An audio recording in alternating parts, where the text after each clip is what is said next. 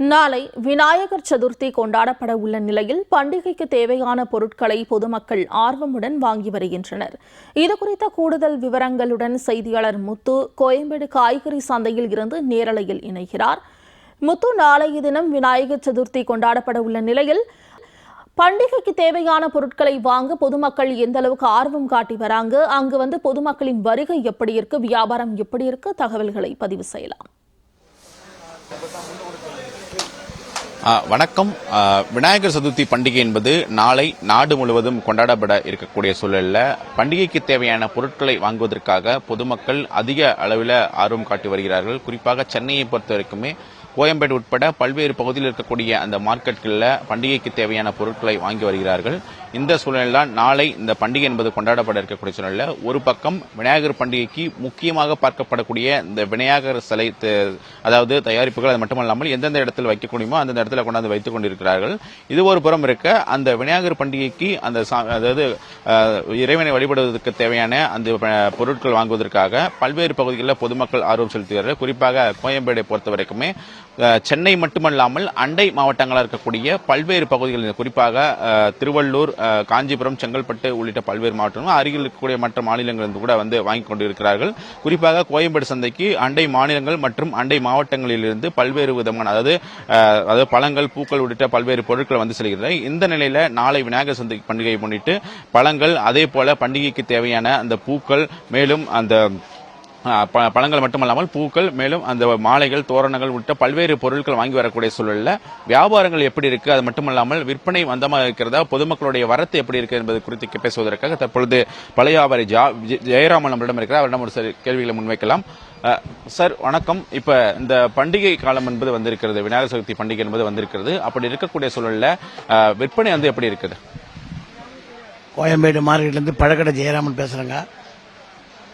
விநாயகர் சதுர்த்தி பண்டிகை, ஆயுத பூஜை பண்டிகை இப்படின்ற பண்டிகை வந்தாலே வியாபாரம் களை கட்டும். கடந்த ஆண்டு ஆப்பிள்லாம் பார்த்தீங்கன்னா போன வாரத்துக்கு முன் வாரத்தில் பார்த்தீங்கன்னா 250 300 வரைக்கும் ஆப்பிள் விற்பனை நடந்தது. தற்பொழுது இமாச்சல் பிரதேச ஆப்பிள் வந்ததுனால வரத்து அதிகரித்தின் காரணமாக 100 ரூபாயிலிருந்து 150 ரூபா, அதிகபட்சம் 200 தான் ஆப்பிள். அந்த அளவுக்கு சீசன் தொடங்கிறது. சரக்கு வரத்து அதிகமாக இருக்குது.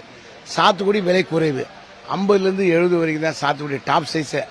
அதுபோல் இன்னைக்கு விலைவாசி குறைவு, விலை அதிகமாக. விநாயகர் சதுர்த்தி பண்டிகை பார்த்தீங்கன்னா விசேஷ பொருட்கள் அப்படின்னு பார்த்தா சோளம், அவல், கம்பு, கரும்பு அப்படின்னு சொல்லிட்டு அதையும் வடித்து இந்த பழங்கள்லாம் வடித்து எங்கள் பழங்கள்லாம் ஆப்பிள், மாதுளை, சாத்துக்குடி, திராட்சை, சப்போட்டா, கொய்யா இப்போ எல்லாம் வச்சு தான் கடவுளுக்கு விநாயகருக்கு படைப்பாங்க.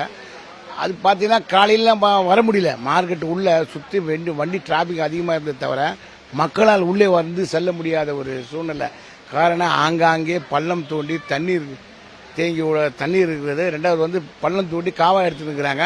அதனால மிகுந்த அவதிக்கு பொதுமக்களும் வியாபாரிகளும் காலை ரொம்ப கஷ்டப்பட்டாங்கன்னு தான் சொல்லணும். அதனுடைய விளைவாக காலை 10 மணி வரைக்கும் யாரும் வியாபாரிங்க உள்ள வர முடியாத சூழ்நிலை. அதற்கப்புறம் வந்தாங்க. இந்த சூழல் இன்னும் நாளை காலையில் ஒரு 12 வரைக்கும் தான் வியாபாரமே நடக்கும் விநாயகர் சதுர்த்தி பண்டிகையை முன்னிட்டு. ஆனால் விலைவாசி எல்லாம் குறைவுங்க, இன்னும் அதிகமாக எதிர்பார்த்த மாதிரி இல்லை. நிச்சயமாக ஒரு பக்கம் விலைவாசிகள் என்பது குறைவாக இருந்தாலும் கூட மற்றொரு பக்கம் பொதுமக்கள் தங்களுக்கு தேவையான பொருட்களை வாங்குவதற்கு கோயம்பேடு மார்க்கெட்டுக்குள்ள வர முடியாத ஒரு சூழல் இருக்கிறது. காரணம் அங்கங்கே அந்த பள்ளம் தோண்டியிருப்பதால் இந்த போக்குவரத்து நெரிசல் ஏற்படுவதன் காரணமாக பொதுமக்கள் இயல்பாக உள்ளே வர முடியவில்லை. அதே போல இங்கே கோயம்பேடு மார்க்கெட் மட்டுமல்லாமல் அருகில் இருக்கக்கூடிய விருகம்பாக்கம் மார்க்கெட், அதே போல எம்ஜிஆர் நகர் மார்க்கெட், திருவல்லிக்கேணி மார்க்கெட் உள்ளிட்ட பகுதிகளிலும் பொதுமக்கள் குறைந்த அளவிலே தங்களுக்கு தேவையான பொருட்களை வாங்கி செல்கிறார்கள். நாளைய தினம் அதிக அளவில் வருவார்கள் என வியாபாரிகள் தரப்பிலிருந்து எதிர்பார்க்கப்படுகிறார்கள். குறிப்பாக இந்த கோயம்பேடு மார்க்கெட்டை பொறுத்தவரைக்குமே பழங்கள் மாலைகள் மட்டுமல்லாமல் அந்த பண்டிகைக்கு தேவையான அந்த தோரணம், அது மட்டுமல்லாமல் சின்ன சின்ன அந்த விநாயகர் சிலைகள் உள்ளிட்ட பொருட்களும் இங்கு விற்பனை செய்யப்படுகிறது. மேலும் அவல், பொரி, சர்க்கரை போன்ற பொருட்களும் இங்கு விற்பனை செய்யப்படுகிறது. இந்த நிலையில் வியாபாரிகள் தங்களுடைய வியாபாரத்தை எதிர்நோக்கி காத்துக் கொண்டிருக்கிறார்கள். நாளை இன்னும் பொதுமக்கள் அதிக அளவில் வருவார்கள் என எதிர்பார்க்கப்படுகிறார்கள். முத்து களத்தில் இருந்து தகவல்களை பதிவு செய்தமைக்கு நன்றி.